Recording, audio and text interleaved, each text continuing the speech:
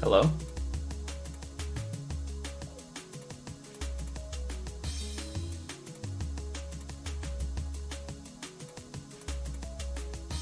Oh, awesome.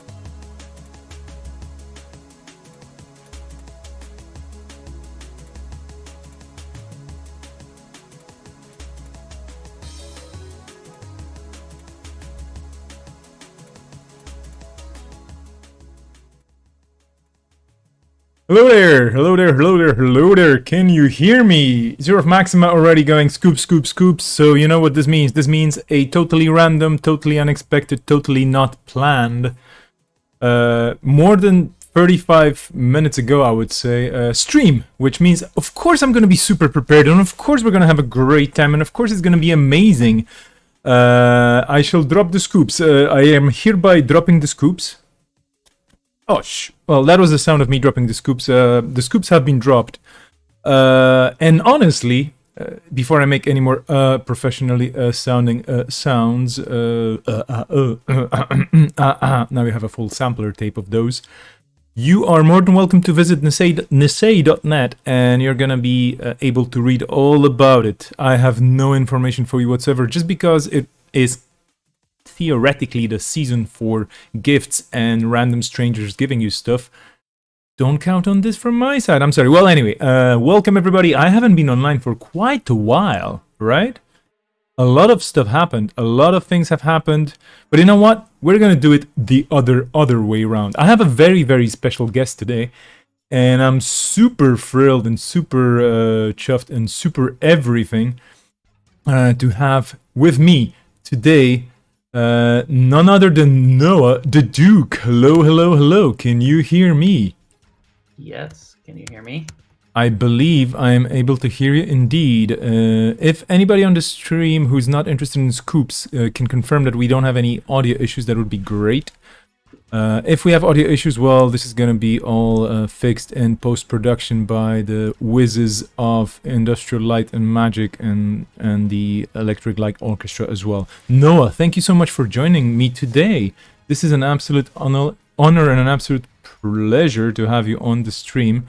I'm a bit wobbly when it comes to saying things because I've spent the last 6 hours just typing things furiously into a computer. How do you feel about that? Have you been spending your last hours as well here before joining, typing things furiously into a computer?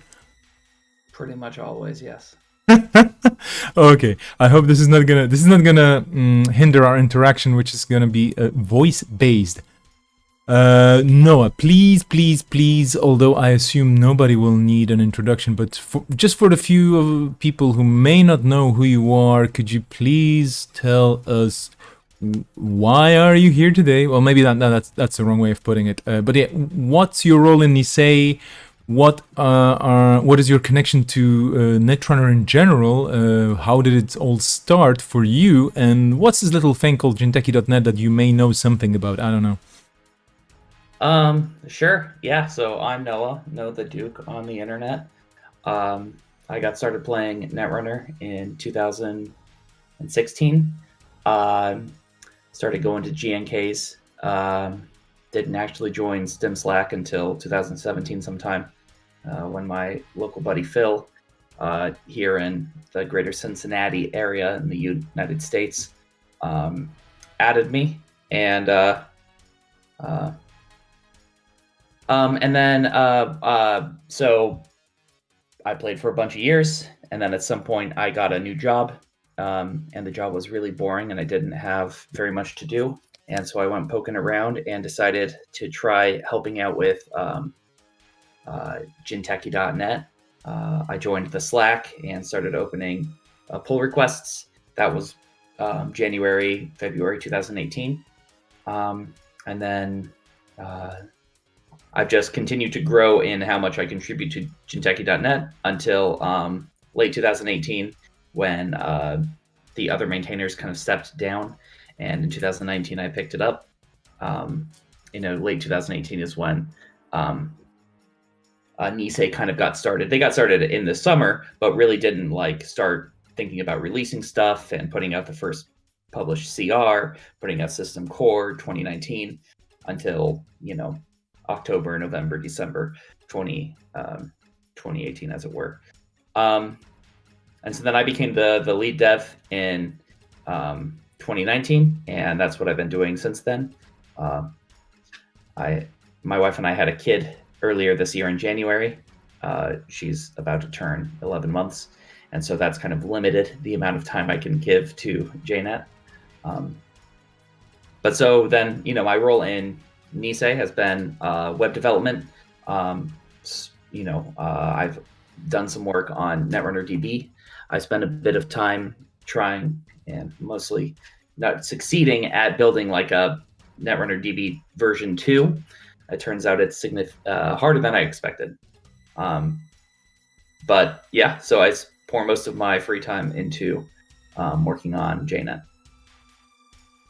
Okay, that was a great introduction. Thank you so much for a lot of detail. And by the way, congratulations on becoming a proud parent. I mean, 11 months. Thank you. That's like that's a good release, right? Like yeah, it's been a lot of work.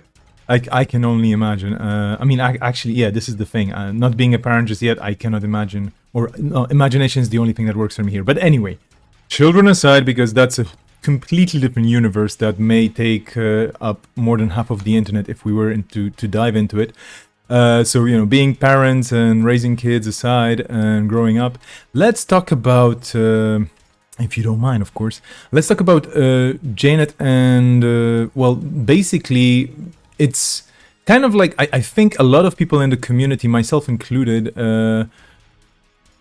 it's a bit of a love-hate relationship, with the hate being very, very small for very, very particular moments and very, very particular interactions. And the love, I think, is huge. So I assume we all have a bit of a love and hate relationship, because 99.9% of the time, JNET is just performing like a dream and everything just works. What's automated is automated. Things click well.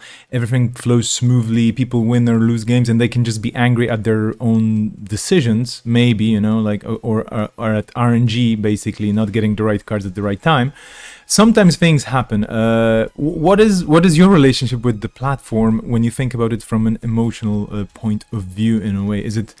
Is it something that gives you nightmares, or is it something that gives you a lot of happiness and joy, or both? Definitely both. Working on JNET is one of the most fun things I do in my life right now. It's, I've been working on it for almost 3 full years now, and I know the platform very well, and I feel very comfortable in working on it, and I've done a lot of really good work on it. But it's got some deep issues, which are very hard to fix on a volunteer and kind of part-time development, hobbyist basis. Like if this was my full-time job, if I was getting paid, to develop JNET, there's a lot more I could do. And so depending on the day, depending on the bug, depending on what I'm working on, I can go from anywhere from like 60-40 love-hate to 60-40 hate-love. I sometimes walk away being like, throw the whole thing away. It's not worth it. It goes back and forth. But it keeps running, and, we keep working on it, and it keeps getting better. So it's, even if the progress is small and incremental, it's still progress. Absolutely. And I think the stability of this being a fan-generated, fan-maintained, fan-developed platform that's used by quite a few people in different places on very different configurations. And we should be lucky that this is browser-based, because I can only imagine what would be happening if we had a client, like a installable executable. That would be quite wild. But all this is working really, really, really well, and all this is making events for hundreds of people at the same time possible. I mean, we had the Continentals for a month, we had Worlds, we had many other events happening, and people just keep bashing the jamming the cards and smashing the tokens and running the remotes and everything, and it just works. And I'm always amazed. I still remember being a senior member of the community. No, I'm kidding. But having some experience with Octagon, I still remember making the switch from Octagon to JNET, and just going like, why am I even playing Octagon again? Not to bash Octagon here because it's a great platform for what it does, and it's very universal in its approach. It does a lot of Right. different things. It's a set standalone client. It supports any given game, a card game, and not only, I think. But it's kind of rooted in I would say early 2000s, maybe even Right. late 90s. But then, of course, there was the switch into kind of dedicated clients, dedicated solutions, dedicated approaches and services for different games, for example. And we had, of course, people developing things like Tabletop Simulator or Tabletopia, which is in the browser as well. And it's quite amazing. And JNET is, I think, it's the first how to put it, first platform for a card game that's fan organized as a browser solution, as a service in a browser that got kind of cloned, I would say, right? Because there's quite a few offshoots developed by other gaming communities for other card games that basically I used a few of them and I was like, hey, this is JNET just with a different game. How did this happen? Yeah, the folks at the Iron Throne, Throne Techie, that's the AGOT second edition, a Game of Thrones card game, second edition by FFG. I think his name is Cryogen and Griffin were the folks who developed that initially, and there's been hundreds of developers who've contributed to that. Yep. They took heavy inspiration. They used a different language. They went with JavaScript and React instead of Clojure and ClojureScript. But they took heavy inspiration from like the layout, from the lobby system, from how JNET kind of like the visual language of JNET, and developed the Game of Thrones one, and then Jadiel, Jadiel, I'm not sure how to pronounce his username. Yep. Jeremy Lerner, when Legend of the Five Rings got released by FFG again, the Legend of the Five Rings living card game, he basically cloned the AGOT repo and developed it into the Legend of the Five Rings implementation. And then after that, somebody did the same thing for Keyforge, and it's been great to see. I have taken a lot of inspiration from their work. They are very different games, so the borrowing is harder. We don't have dudes on a map with HP and attack values, and our game is a little bit more cerebral in that way. But it's their platforms are very solid, so it's been a lot of fun to see those get developed. Yeah, these are. I've actually used Jigoku. I think that's the way you pronounce it. Maybe not. Well, if you pronounce it in a different way, I'm sorry for the people using it. But basically, I used Jigoku recently to just refresh my knowledge a bit of Legend of the Five Rings, and it's a totally different beast. Absolutely, I absolutely agree. Because at some point I was thinking like, if all the devs who are so talented, if they all got together, could we have an Octagon in the browser that just runs all those cool games, and you just go into this lobby but then I was like, that engine to run this and the database would have to be absolutely mind-boggling, and you basically would have to have several different modules. I don't even know how to code, so I'm just guessing. Like the engine to run all this would have to play 5 different games at the same time, so it would be a bit complicated probably to put it onto the same site. That said, we can definitely think of just having a website where we just direct people to different card games saying, hey, play it online. But that's a different story for somebody else. Maybe Serenity is going to be working with the community folks on something in the future. I don't know, no scoops here. But we actually do have a question from Zero of Maxima. Thank you so much for joining. Sure. What are the features you've had to say no to developing? For example, there's been some cool stuff like start screens, putting in what other ideas never made it. So there has been some things popping up here and there, and of course I guess it all depends on the level of expertise and coding that's required in the background, in the garage, so to speak, because it all may look very simple on the surface, but it's probably super complicated on the inside. But what were some of the features that you were thinking about or you were asked about and you had to go like, nah, that's not gonna fly? Folks have asked us for draft, the FFG style draft mode. Folks have asked us to support I don't know if you've seen it, the Netrunner Arena Is it called Arena? Let me look this up. Netrunner Arena. The a fan came up with a way to do like a like fixed pack drafting, or like where you get like a random set of cards and you use specific IDs that they made for this system, and you build your own little deck, and it's a very different style. It's a very different style of game. And I can't find it, so I'm not going to worry about it. But somebody who used that a lot with their friend group was like, hey, can you support this? And we were like, only if you build it. If you build it, we can do it. We've had folks ask for, iPhone apps, Android apps. We don't. It's a browser game. We can't turn it into an app. It's either stuff like moderation support has been hard. I've been thinking about and kind of poking at adding better moderation tools to JNET for 2 years. And it's challenging. It's challenging. The site is not built for that kind of stuff. Yep. It would be easier to just remove chat. Could potentially work, right? We're not going to do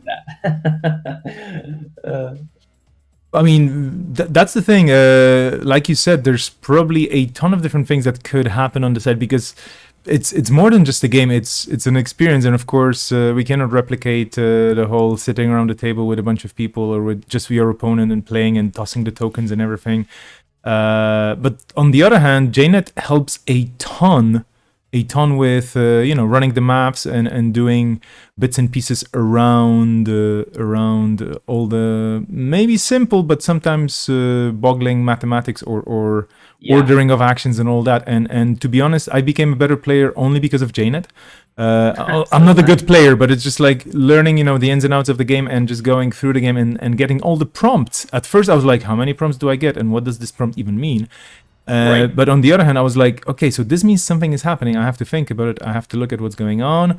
The game is asking me to do something or not. So that is important. And that helps so much, because I'm not going to lie. Now, after dozens of games online over the pandemic season and a few games offline, whenever I play offline, I do catch myself thinking, oh, there's a prompt here. So this might be a bit of conditioning going into my head, but I've spectated so many games and I've played so many games online that now actually when certain interactions happen, I'm like, oh yeah, JNET would do this. So that's actually good. Yeah. That's a great training tool, and I think quite a few players start their career on JNET as well.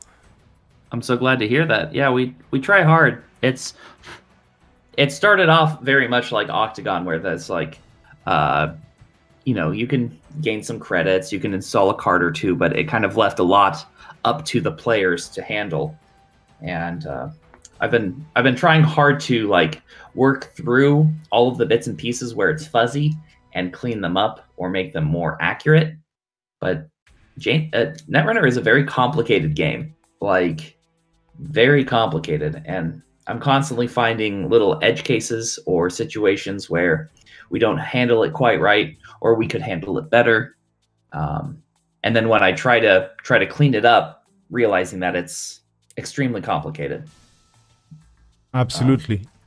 Absolutely. I mean, this is basically putting a very complex game to which even people who have been playing it for quite a while may not know all the answers. It's trying to capture it using code into a platform that's supposed to work for anybody anywhere who will just be clicking buttons and going through things. Plus, we do...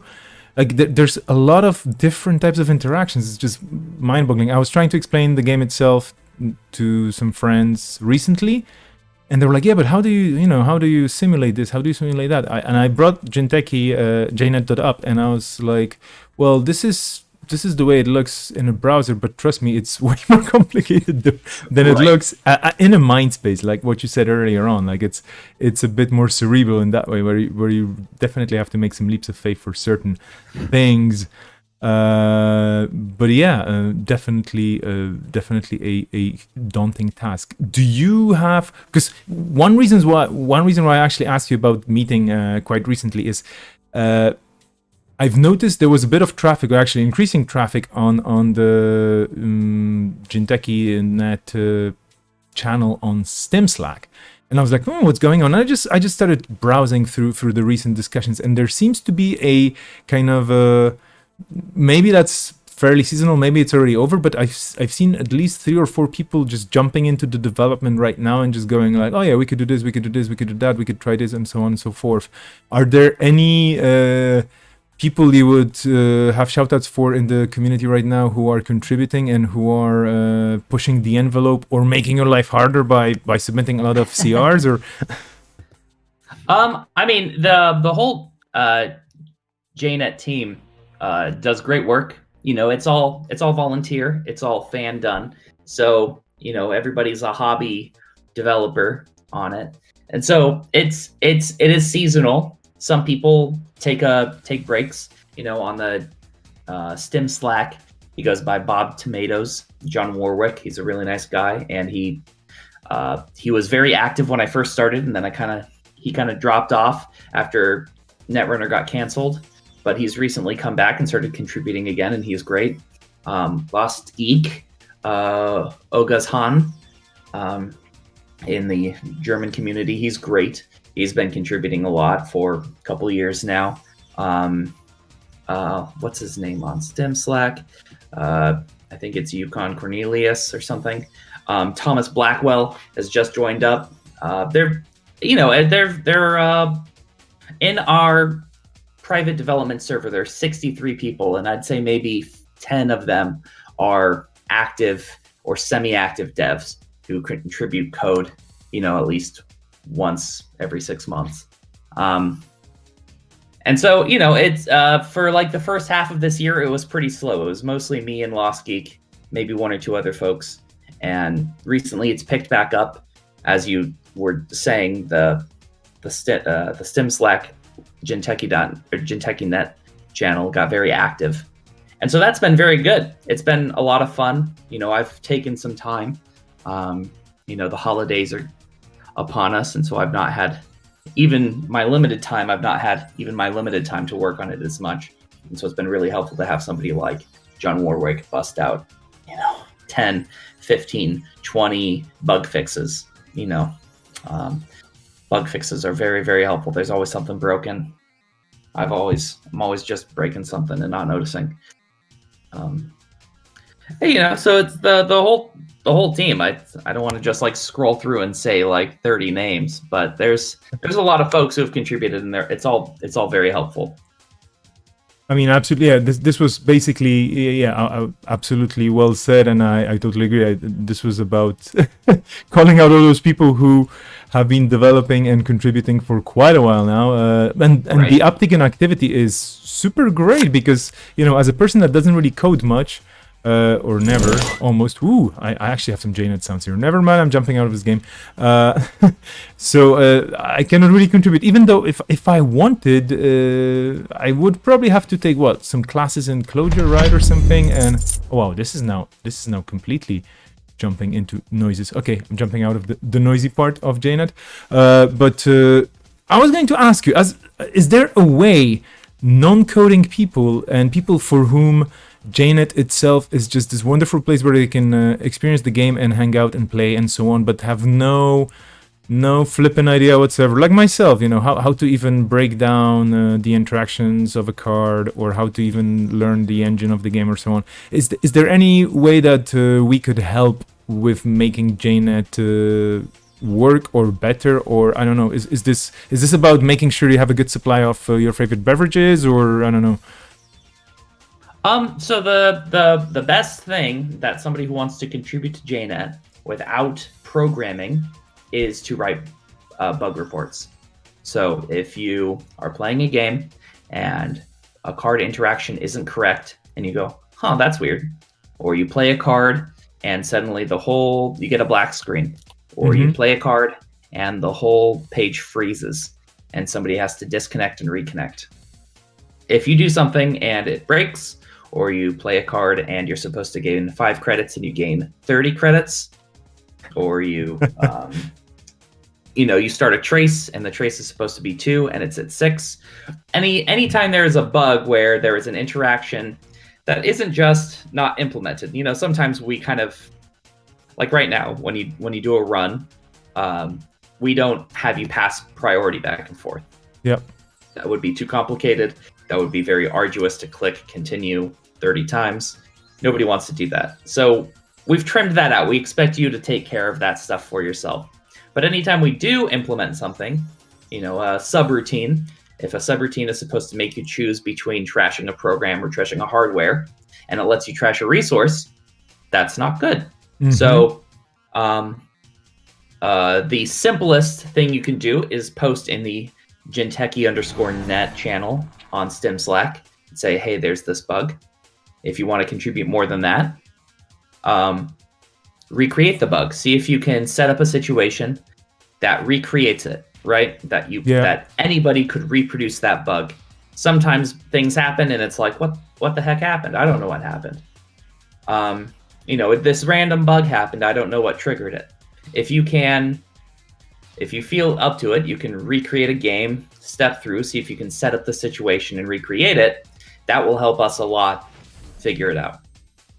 And then the third thing that's kind of part and parcel with this is create an account on github.com, which is where we keep all of the code, and go to the Netrunner repository, which is at mtgred/netrunner. So that's github.com/mtgred/netrunner. That's where all the code is, and click on issues and click create new issue, and then type out the description of the bug, type out how it can be reproduced.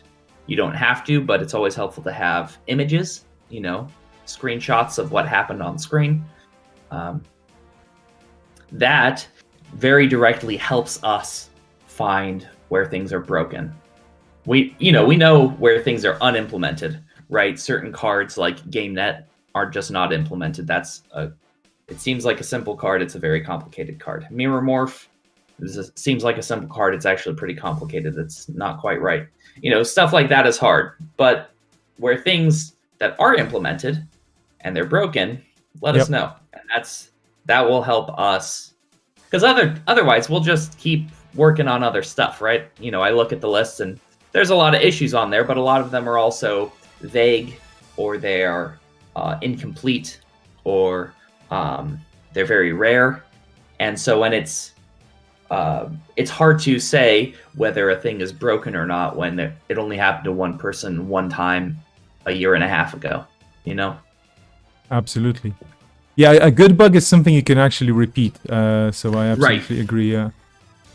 And speaking of mythical things that happen, or things that may be the stuff of legend for some, but apparently have some answers that demanding people want to know. Well, I'm kidding about the demanding part, but we have another question from Zero Maxima. Can you tell us the legend of where the JNET server, the physical one, actually lives? Is this actually, no, before we get there, is this information we could give to anybody, or should we just be quiet about it because who knows what's gonna happen? And I don't know. People have nukes, right? Somebody has nukes. Yeah, I don't know. What do you think? Should we? I don't know. That's the right answer. It is owned and operated by I believe his name is Min. I'm not sure my pronunciation. My apologies to Min. He is the original creator. He is the MTG Red on GitHub. He started Netrunner. He wrote heavily all of the code for a year before anybody else started contributing. And then other folks joined in. He continued to contribute. It is his personal server that we use.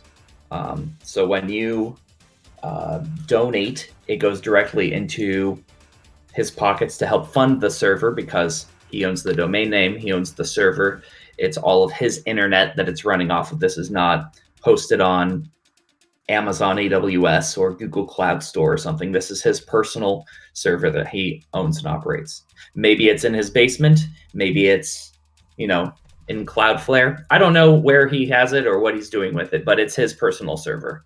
And so it's we're all very thankful to him that he is, even though he hasn't contributed code in 3 years, he continues to operate it and maintain it, and keep it fast. He's got a very beefy machine, and it does great work. Absolutely. Huge kudos to MTG Red, and hopefully we will get to, there was a plan, right? Because for some people who may not be aware of this, there are some plans within NISEI to move to the moon, and we're still waiting for the news about that. But if you could have a data center, where would you put it? Like, imagine you have a JNET data center with a lot of humming servers and whatnot. I've recently visited a supercomputer here in Barcelona, in Spain, which is hosted in an ex-church, in a building that used to be a church. Now it's just used for science and computing. So that's pretty cool. Any interesting locations you would be seeing for a potential data center for JNET if it was to appear? There are a lot of cool buildings out here in the greater Cincinnati area in the United States. This is not a big tech hub; it's a pretty small tech hub, and there's a lot of farmland out here. But I think that you could nestle away in. We just got a really big Amazon like distribution center near us, so I think you could fit in some nameless box warehouse out in some farmland, a very cool little data center. People would think, oh, I bet it's in New York, or oh, I bet it's in LA, but it is not. It's on a farm. And we have a question, another one. What console/hardware should the JNET server physically look like? That's a very good question too. Which of the cards that we have in the game, or which of the visuals would correspond well with it? That's a good question. Oh, it's Maw. It's all consuming. Is it Maw covered in little plush Aumakuas? I don't know. Why would it be Maw? Because it eats time? Yes, it eats time. It eats hope. It's if there are too many bugs, it eats happiness. That's oh my, that's a hard one, but I mean, I can totally see where you're coming from. Fortunately, it's not a zero. Fortunately, it's not Desperado, because the name itself is kind of, I don't know, kind of scary. When it runs smoothly, it's a Desperado. It's great. When it doesn't run smoothly, it's Maw. It transforms, basically. Okay, I don't want to take up too much of your precious time, because like you mentioned earlier on, you're a busy person. You have a lot of things going on, but for 2021, and I mean, calendars are very relative, so let's just say after people celebrate the changing of numbers and there's a lot of bubbly liquids and potentially some fireworks, even though the crowds might be very thin because of the pandemic restrictions and whatnot, 2021, there will be, of course, the competitive season, whatever format it's gonna have, online or offline, hopefully offline. There will be a lot of other things happening, but what do you think could be happening? Like, what is your realist approach to 2021 for JNET, and what is your dreamy approach for JNET for next year, more or less? And you think about it this way: 12 months of things that may happen or may not happen. For JNET, my goals for 2021 are moderation support, tournament support, and action support. So tournament support is obvious. Right now it's very hand done by somebody like Akira or one of the other community managers, and NISEI, one of the organized play folks, and that's a lot of work for them. I tried to build something over the summer, but I wasn't able to get it done, and then life got busy, and I was further not able to get it done before Worlds, and so I was pretty disappointed about that. But I have plans for it. Next is moderation support. It's, as I said earlier, it's been something that we've putzed around with and thought about for a while, but it takes a lot of effort to build. Thankfully, we've had some good headway recently. John Warwick has put some work into cleaning up our back end.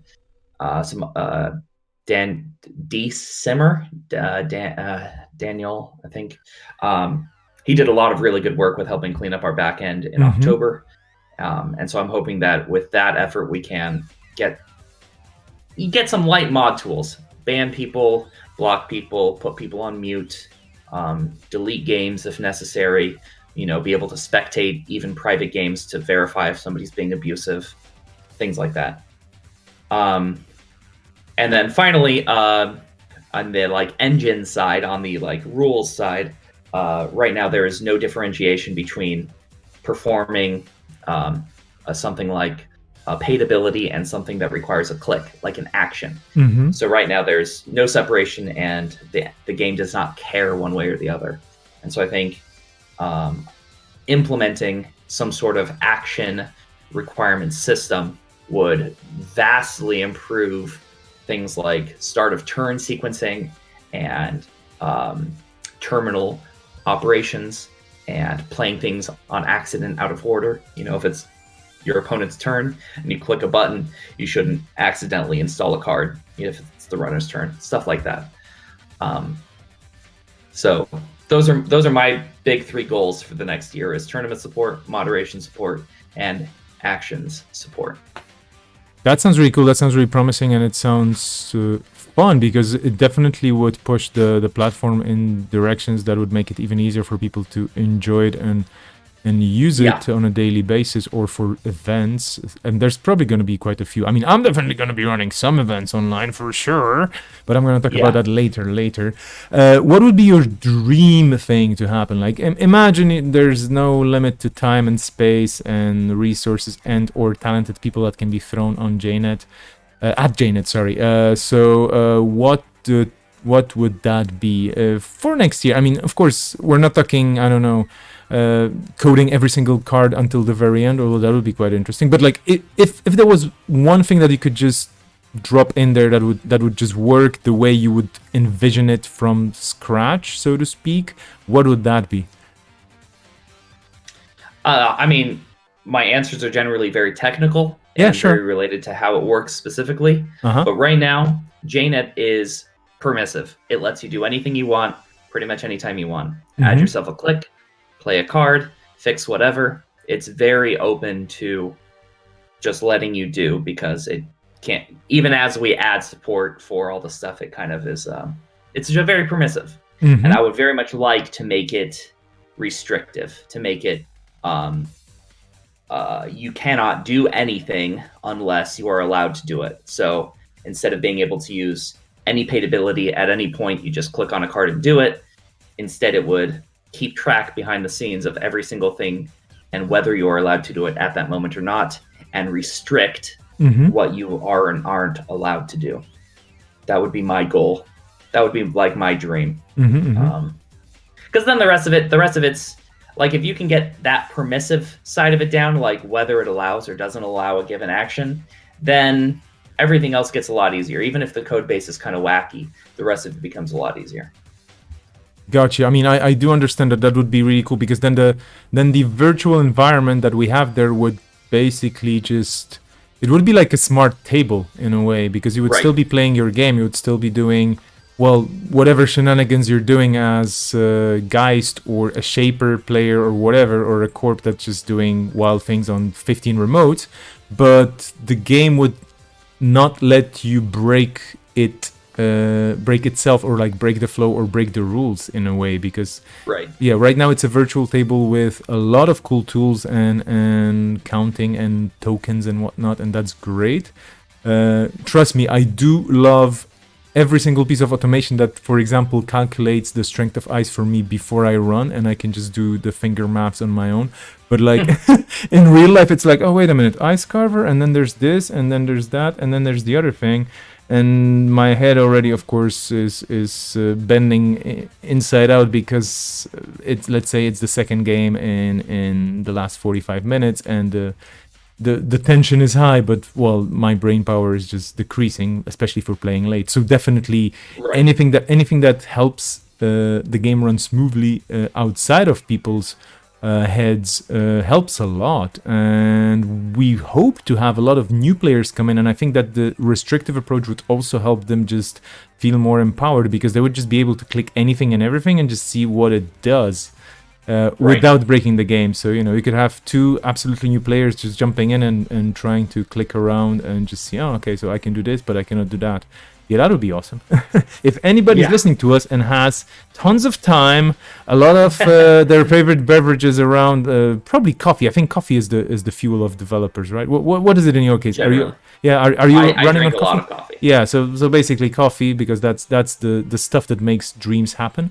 So if you're listening to us and you have a lot of coffee and a lot of time next year, and you're for example planning your, I don't know, sabbatical or holidays or something, and you have time for a fun project, let me interest you in this platform that we're talking about here. Just go to jinteki.net and look at about, and all the information is there, or help as well. Yep. You can see a lot of stuff in there already. And then you're going to find your way around to GitHub. Wow, okay, well, fair enough. I'm looking at the chat if there are any other people bothering us with questions. Fortunately not. Okay, if you could, so let's just rewind. Let's take a few steps back if you still have the time. If you could totally drop JNET support, imagine this, and you still had the free time, would there be anything else you would be interested in doing around the game as some sort of a, I don't know, like a creative outlet or a fun outlet for you? If you could just put the same energy and interest in the game from a different at a different angle, let's call it this way, would there be something in particular? Would you go, I don't know, would you be drawing cards? Would you be organizing things? Would you be doing what would you be doing, if anything, that is? Saying dumb stuff on Stim Slack. Probably. I'm not a particularly creative person, and programming is my creative outlet. So I would probably find some way to contribute code, either through a different open source project, or if JNET doesn't exist, I would create it. But certainly there'd be certainly some code related avenue for me to contribute, and I would find it and try. I just like programming a whole lot. I totally understand you as well. Yeah, and there's just no way. There's no way of stopping you to code. That's it, which is great because you're doing an awesome job with this. So yeah. I have one more question. Okay, so maybe let's have this as the final question, because I don't want to take you away from your real life. Exactly. To get it on public record, as apparently you have a lot of questions in hashtag rules a lot. What's your least favorite part of the rules to deal with as a JNET dev? Least favorite part? Well, so we ignore priority, because priority is a really complicated system. I really hate dealing with and nested encounters. We don't handle it very well right now, and I've attempted 3 or 4 times. Since last year, I implemented full run timing support, so approach windows and then encounter and then all of that stuff. But it operates on the idea that there is only one encounter at a time. Yep. And having nested encounters with Conjin and Ganked, Archangel, those are dumb, and I hate them. And I wish they weren't in the game. Everything else is basically fine. Yeah, sounds legit. I mean, as the person that has to deal with a lot of stuff in ways that the average JNET user cannot comprehend. And when I say average, I just mean myself, basically. I'm being very egotistic here and whatnot. But yeah, I can totally imagine just going like, yeah, this is cool in game if it's done over a table, but geez, the amount of conditions and like loops you have to put into this to make it work in this particular moment, it's just terrible. So yeah, well, I do not, I cannot imagine how much fun it has to be to program all those different interactions, because there's a ton of them. The other day I was looking at Netrunner, and I was comparing it to a bunch of board games, like more board gamey games, so to speak. When it comes to the amount of lingo and different mini mechanics that are happening. And I was just like, wow, I could basically break up Netrunner into 4 distinct smaller games, right, and try and teach people that separately. Now, try making this into one game and then try try putting it into a code, into code with cards being added all the time. Yeah. Speaking of which, and this is going to be my final question, I'm going to let you go for sure. If you, of course, can. But is there, from the upcoming cards, because I know that there's a testing server and everything, is there a card that has given you a lot of trouble? And you don't have to voice it, you don't have to say any names or anything like that. But are there super problematic cards coming up that the public may not know of just yet regarding putting them on JNET, or are they actually easy peasy and this is just there's no revolutionary ideas in there and the rules are not going to go upside down? The next product is System Gateway. Yeah.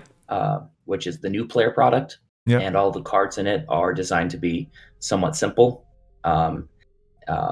powerful, but not terribly complex. And I wasn't involved in implementing any of the cards. The other members of the community, of the JNET development community, already implemented them. They whipped through it in about a week and a half, back in sometime in November. And so that's all. It's done. It's good to go. We're just waiting for it to get released, and then we're going to drop it. Awesome. And now all the aspiring hackers are going to be like, how do I break into servers so that I can actually access cards that are already somewhere in there? And so yeah, if you so I got to go. Yeah. But if you write any code for JNET and you get on our server, you open a PR and we merge it, I'll add you to the JNET development Slack. You can see the upcoming cards. But you have to actually write code to get in there. So there it is. You wanna get the scoops? Write code. This was the best. I think this is the best outro ever. You can drop the microphone now and just go towards your lunch. Noah, thank you so much for joining me. This is an absolutely awesome time we had together. Thank you so much for giving us a peek behind the curtain and sharing your thoughts and your dreams and your nightmares of developing JNET. All the best to you and yours. May your food be delicious. May your coffee always be at the right temperature and plentiful. Thank you so much. I'll talk to you later. Yeah, talk to you later. Thank you so much. We're going to disconnect on Discord now, and I'm going to keep talking because I'm a terrible person. Thank you so much, Noah, for joining me. Thanks to everybody on the chat jumping in. You've been absolutely awesome, and I'm apologizing straight away here in case I didn't really relay all your messages. Wing Nugget, hey there. Thanks for JNET keeping us running even as the wolf. Exactly. Worlds fall apart, but JNET is on. JNET apparently is going to be the I heard in some news that JNET is going to be the first website people are going to access in the lunar base, when they start colonizing the moon officially. Like the first thing that's going to happen, I mean, they're going to try and connect and they're going to go to JNET and play a game with somebody on Earth. I heard. I don't know. Like it might be a rumor, but that's what I heard. That's I cannot tell you that I have the right conspiracy channels for this, but let me tell you that's gonna happen. Anyway, dear folks, so this was Noah, who's absolutely awesome. Thanks so much for joining me one more final time here. I'm going to use your time, use your eyes, and use my time as well to just update a few things regarding things happening, because it is indeed December. This is almost the end of the year. This is almost the competitive season is done, basically, I guess, with Worlds, of course. But that doesn't mean that there's no stuff happening. And you know what that means? That means I'm gonna hop over here. I'm going to hop over to Always Be Running, which is another great tool developed by another awesome person in the community. That's Necro from Hungary. Huge thanks to Necro for his websites and to all the people who have been contributing or helping out with Always Be Running with Know the Meta as well. That's just, it's amazing that you're doing it. Keep doing it. Jono and Cobra, absolutely as well. One day we're going to get Jono here into this room and we're going to ask him uncomfortable questions about snakes and other things. But for now, we're going into ABR because there's stuff happening. You could just say, okay, Worlds happened. Everybody knows what's going to happen with the meta. We all know what's going on, blah, blah, blah. You don't play this game anymore until new cards hit the market. Nobody cares. We need a new standard ban list and all that stuff. And I could potentially give you some scoops about it, but I'm just gonna say keep your eyes peeled on NISEI.net because there might be some news appearing there soon about cards going away, coming back. I don't know. I really don't know. I don't know. And actually, speaking of coming back, let's take a look back. There was this one event, and if you've missed it, then you definitely should catch up with the streams and so on. And I'm just gonna bring it up here because this was bonkers good. This was the Hemophilia Charity Tournament, December 5th. That's like 4 days ago. And this was White Blade, also known as White Blade 111 or White Blade 222 or White Blade, any 3 digits that you can repeat because apparently it's easier to type it this way. So Eric, he organized this amazing charity tournament with a cool alt art from Kizra, Katchen, one of the many super talented people in the community who has contributed a cloth alt art that I'm not going to show you here because, well, you should probably donate if you want one. I mean, definitely you should if you haven't yet. I think the donations are still open. You just have to talk to White Blade. But generally, this was a tournament for charity, which is always a great cause. And the charity part is awesome. The super interesting part of this was the format, which is called Throwback. And am I gonna be DJing around here right now? I don't know. I'm just gonna go into here. I'm gonna go into deck lists. NetDB, another community run tool that's just absolutely awesome. I'm just gonna look for Throwback here, and I hope I mean, there's already, it's not a card, you silly person, deck lists, and I should be searching decks. See, this is how much I know about using websites. So yeah, let's look again, Throwback, because this format is probably not there in yet. But look at all this. Look at all this. And don't mind me using ad blockers in this thing. Never mind, just destroy me later on. Anyway, Throwback is an amazing format because what it does, and I'm just gonna jump straight into the most interesting decks of this format, of this tournament, because that was its premiere. What it does is basically putting together... Oh wow, this just jumped out. What just happened, browser? You betray me. What it does is allows you to build a standard deck and then use a card that's not legal. A card that's no longer legal in the format. So guess what? Breaking news is back! And if I click it, it's going to appear. But yeah, imagine this, for example. You're playing NBN and you're dropping in breaking news, one of the agendas that has given people nightmares and or sweaty palms for quite a while. And you are basically allowed to drop in a playset or an ID of the rotated cards, of the throwback cards, so to speak. I call that pool the throwback pool, into your deck on the corp side and another one on the runner side. So for example, you could go for, and we have this here from Sokka, who was one of the finalists here, Account Siphon. And again, this is, 419 with Account Siphon. Of course, you could play this in Eternal, but Eternal's power level and complexity level is just like 6D chess. So it's basically playing 3D chess, but like twice, so to speak, more or less. But anyway, standard decks with a power card, or it doesn't have to be a power card. It can be your love letter to a particular corp or runner card, that particular deck. Or you could just be terribly efficient and just play Account Siphon. And obviously, well, actually, it's not here. This deck is not running any dupes. What has happened? Well, anyway, you could be playing really cool cards that you just add on top of things you already have in there for standard. And for example, Jackson Howard. I mean, Pinzel, one of the world champions of recent years, a beast of a player. Let me tell you, an absolute machine when it comes to just jamming cards and playing. Put Jackson Howard in his deck. And I don't think Jackson was even that useful because this deck is scary already. With Jackson, it became absolutely scarier. But anyway, Throwback.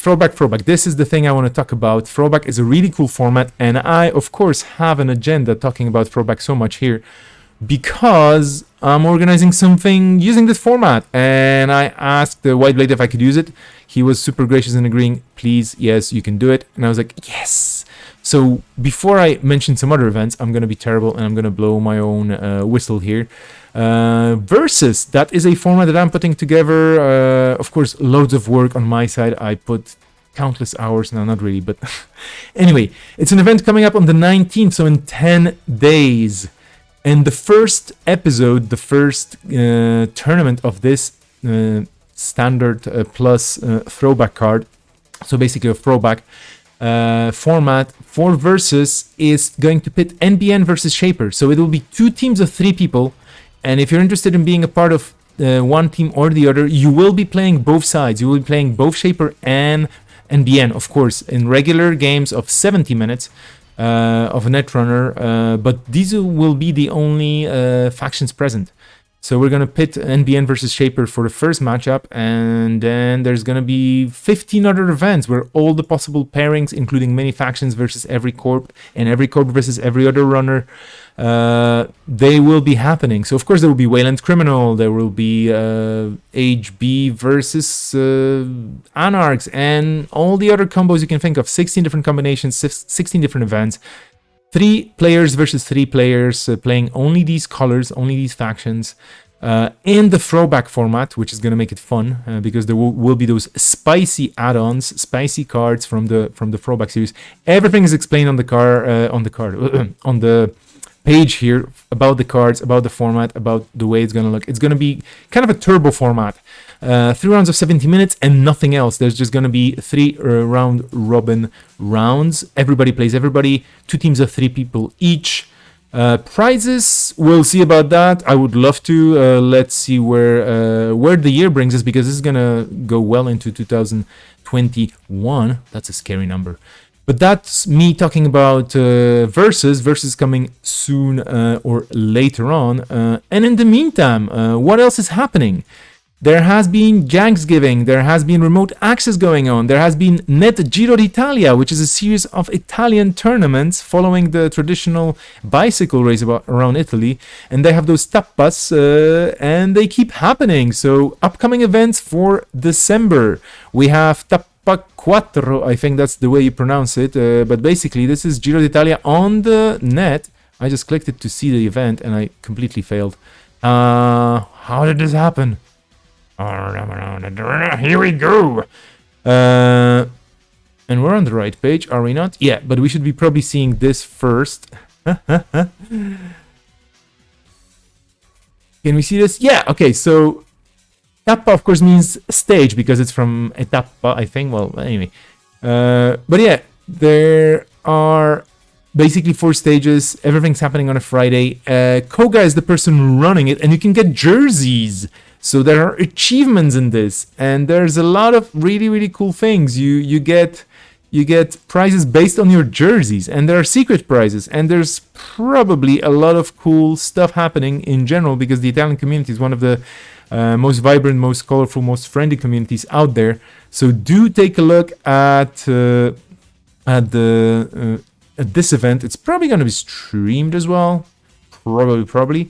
But yeah, the NET Giro d'Italia happening as well. We have the Hungarian Online GNK that has been postponed.